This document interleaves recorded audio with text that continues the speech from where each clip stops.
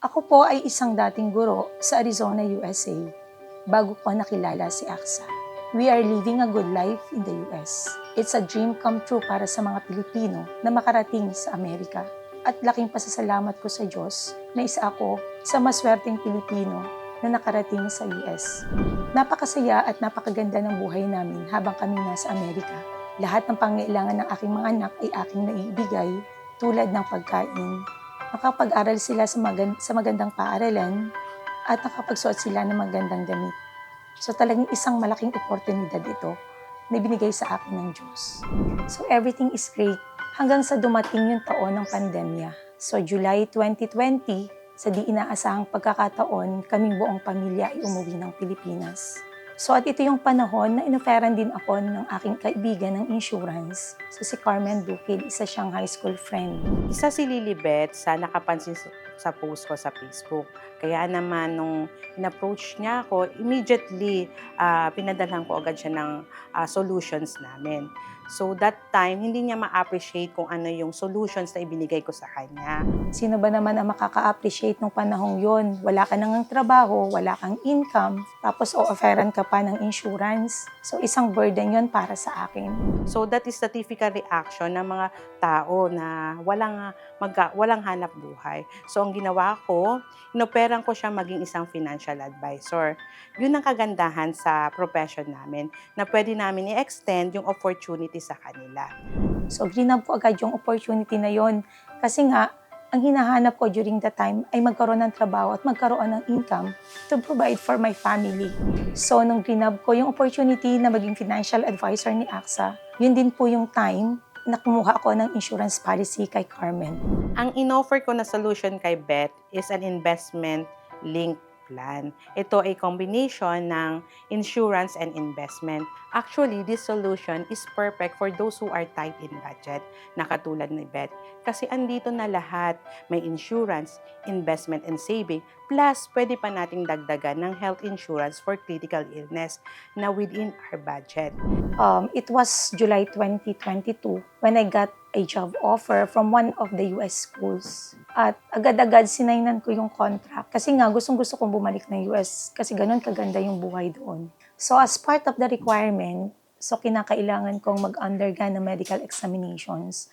At doon ko nakapa yung maliit na bukol sa may right breast ko. So I undergone several tests at doon nalaman na yung bukol ko ay Berad's 5. So meaning 95% malignant. Nung malaman kong may sakit si Lilibet, di ko agad ito ma-process sa utak ko. Sino ba mag-aakala na after 2 years ang isang Lilibet, isa kong kaibigan na healthy, masayahin, ay magkakaroon ng sakit? So nung nag-positive ako sa cancer, hindi ko alam yung mararamdaman ko. Kasi nga, pag sinabi natin cancer, wala na. Parang end of life mo na yon. Maraming gabi ang di talaga ako makatulog dahil sa pag-iisip. So, totoo nga yung sinasabi nila na ang sakit ng isang tao ay lumalala dahil sa pag-iisip. Kasi iisipin mo, what if ganito, what if ganyan, gagaling pa ba ako? Ang bigat sa loob. Hindi ko alam kung gagaling pa ba ako.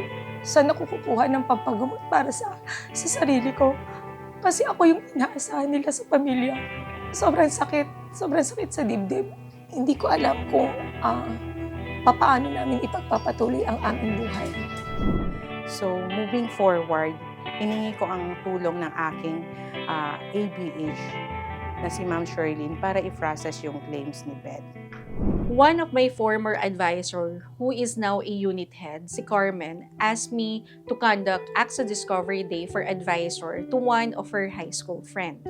Now, AXA Discovery Day, this is a career orientation for financial advisor role.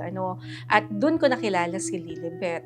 After I discussed with Beth all the benefits, all the work ng isang financial advisor, paano kami nakakatulong sa mga tao, that's when she decides to pursue this career and also to avail a plan dito kay Carmen. And the rest is history. So after ma-confirm yung sakit ko, through the help of Carmen, my advisor, my unit head, Ma'am Sherlyn Ilagan, so pinasas namin yung claim. So I have a health max amounting to 1.2 million and then a life basic plan amounting to 500,000 critical illness rider. So, hindi ko inakala na ganun kabilis yung pag-process ng claim ko. Kasi marami akong naririnig na kwento na mahirap daw yung mga documents na kailangan i-submit. So, ako mismo can testify na hindi totoo yun. Biruin mo yung 1.2 million na Health Max plan ko, binayaran ko lang sa loob ng 8 months. At ang isang plan ko pa is the Life Basics. Binayaran ko lang ito ng 2 taon for almost 7,240. So all in all, wala pang 40,000 yung naihulog ko sa insurance. Pero ang na-claim ko is 1.7 million. So dito ko nasabi sa sarili ko na talagang inihanda ako ng Diyos sa laban kong ito. Kasi hindi ko naiisipin kung saan nakukuha ng aking pampagamot. Hindi ko naiisipin kung makakapag-aral pa ba ang aking mga anak. Kaya nga, nakafocus na lang ako sa aking pagpapagaling. So lahat ng alalahanin ko ay biglang naglaho. So after makumpleto ko lahat ng requirements and documents na kinakailangan, mabilis na na-process yung claim ko. At nung naka-claim na si Beth, siya mismo ang pumunta sa aming bahay upang magpasalamat sa pangulit ko.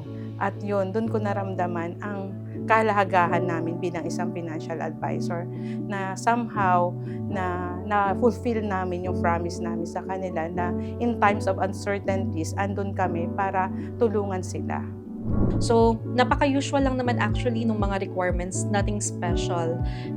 Na-confirm yung sakit niya through biopsy nung August 27 and then September 5, na i-submit na namin kaagad yung mga requirements na hinihingi for this claim.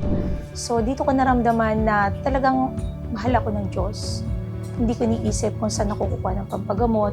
So sa isang iglap lang, Diyos ang aking kaagapay. So dito ako nagkaroon ng pag-asa. Pag-asa na gagaling pa ako. Alam niyo po ba, kahit nagkikimo ako, patuloy pa rin akong nagtatrabaho bilang financial advisor ni AXA. Kahit habang nasa chemo ako, nagka-client meeting ako, ginagawa ko ang aking trabaho bilang financial advisor kasi gusto kong i-share sa lahat ng mga tao kung gaano kahalaga ang health insurance. Dahil ayoko ma-experience nila ang na-experience ng ibang tao na walang health insurance. Alam niyo po ba, merong 2 universal desire ang isang taong may sakit. Number 1, ang gumaling, to recover. And number 2, ang hindi maging pabigat sa kanyang pamilya. Nakakalungkot po na karamihan sa atin dito sa Pilipinas, namamatayan na lang tayo na hindi man lang nakakapagpagamot ang isang taong may sakit. Kaya itong story ni Beth, ito yung story na gugustuhin ko laging i-share at gugustuhin ko laging alalahanin. Kasi this is the story of hope.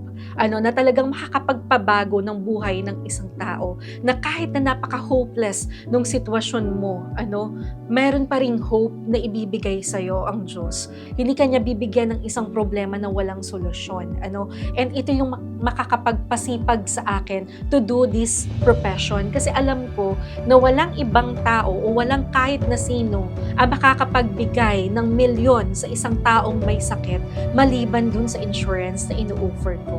Unang-una, nagpapasalamat ako sa Diyos dahil alam kong inihanda niya ako sa laban na ito.